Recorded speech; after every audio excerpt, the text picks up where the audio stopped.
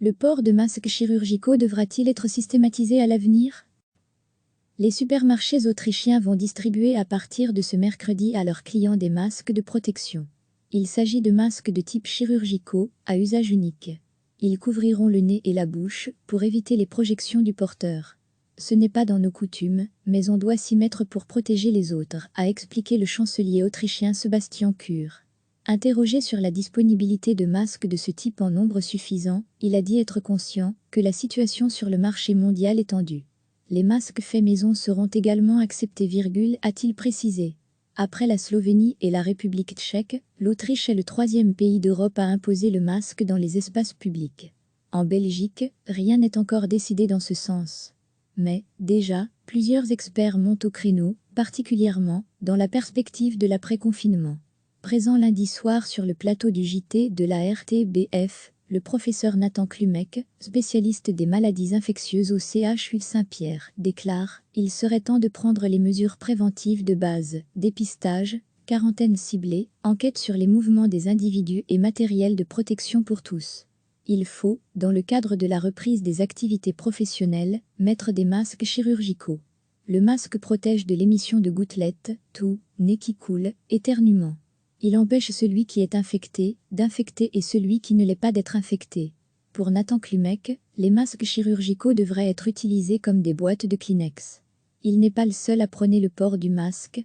Marco Natil, assistant en anesthésie et réanimation à Bruxelles, estime que la population doit disposer du matériel de base, c'est-à-dire des masques chirurgicaux.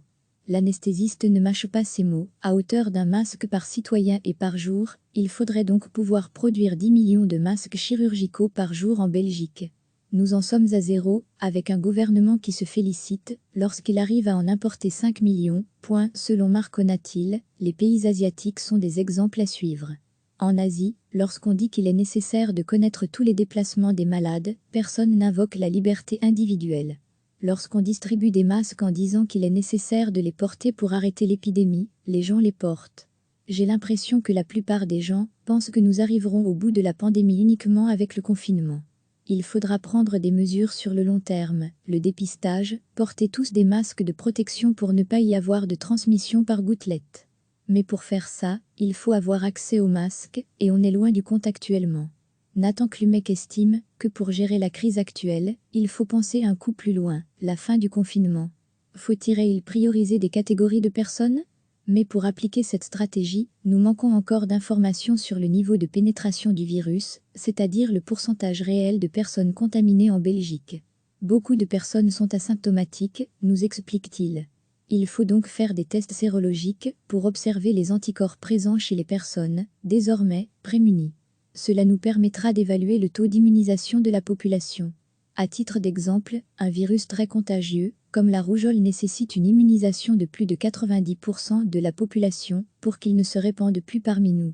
Pour le virus Covid-19, 50 à 60% de personnes devraient être prémunies pour éviter une nouvelle contagion. Mais aujourd'hui, impossible de savoir qui a, réellement, été contaminé et qui ne l'a pas été. Sans chiffre précis, impossible d'avancer. Nathan Klumek préconise un dépistage systématique, avec des enquêtes sur les mouvements d'individus testés positifs, afin de rechercher quelles autres personnes ils auraient pu contaminer. Il prône, à l'avenir, des quarantaines ciblées comme elles se pratiquent, actuellement, en Corée du Sud. Depuis 20 ans, l'Europe a connu plusieurs alarmes, SARS-CoV-1, MERS-CoV, influenza H1N1 et H5N1 et Ebola. Elle est toujours passée à travers. Pour ces deux experts, la population européenne a beaucoup trop sous-estimé les risques d'une pandémie. Le SARS-CoV-2 nous met, finalement, face à un principe de réalité. Aucune barrière ne nous protège d'un risque de pandémie. Recevez chaque matin l'essentiel de l'actualité. Les supermarchés autrichiens vont distribuer à partir de ce mercredi à leurs clients des masques de protection. Il s'agit de masques de type chirurgicaux, à usage unique. Ils couvriront le nez et la bouche pour éviter les projections du porteur. Ce n'est pas dans nos coutumes, mais on doit s'y mettre pour protéger les autres, a expliqué le chancelier autrichien Sebastian Kurz. Interrogé sur la disponibilité de masques de ce type en nombre suffisant, il a dit être conscient que la situation sur le marché mondial est tendue. Les masques faits maison seront également acceptés, a-t-il précisé. Après la Slovénie et la République tchèque, l'Autriche est le troisième pays d'Europe à imposer le masque dans les espaces publics. En Belgique, rien n'est encore décidé dans ce sens. Mais, déjà, plusieurs experts montent au créneau, particulièrement dans la perspective de l'après-confinement. Présent lundi soir sur le plateau du JT de la RTBF, le professeur Nathan Klumek, spécialiste des maladies infectieuses au CHU Saint-Pierre, déclare « Il serait temps de prendre les mesures préventives de base, dépistage, quarantaine ciblée, enquête sur les mouvements des individus et matériel de protection pour tous. Il faut, dans le cadre de la reprise des activités professionnelles, mettre des masques chirurgicaux. Le masque protège de l'émission de gouttelettes, toux, nez qui coule, éternuement. Il empêche celui qui est infecté d'infecter et celui qui ne l'est pas d'être infecté. Pour Nathan Klumek, les masques chirurgicaux devraient être utilisés comme des boîtes de Kleenex. Il n'est pas le seul à prôner le port du masque. Marco Natil, assistant en anesthésie et réanimation à Bruxelles, estime que la population doit disposer du matériel de base, c'est-à-dire des masques chirurgicaux. L'anesthésiste ne mâche pas ses mots, à hauteur d'un masque par citoyen et par jour, il faudrait donc pouvoir produire 10 millions de masques chirurgicaux par jour en Belgique. Nous en sommes à zéro, avec un gouvernement qui se félicite lorsqu'il arrive à en importer 5 millions. Selon Marco Natil, les pays asiatiques sont des exemples à suivre. En Asie, lorsqu'on dit qu'il est nécessaire de connaître tous les déplacements des malades, personne n'invoque la liberté individuelle. Lorsqu'on distribue des masques en disant qu'il est nécessaire de les porter pour arrêter l'épidémie, les gens les portent. J'ai l'impression que la plupart des gens pensent que nous arriverons au bout de la pandémie uniquement avec le confinement. Il faudra prendre des mesures sur le long terme, le dépistage, porter tous des masques de protection pour ne pas y avoir de transmission par gouttelette. Mais pour faire ça, il faut avoir accès aux masques, et on est loin du compte actuellement.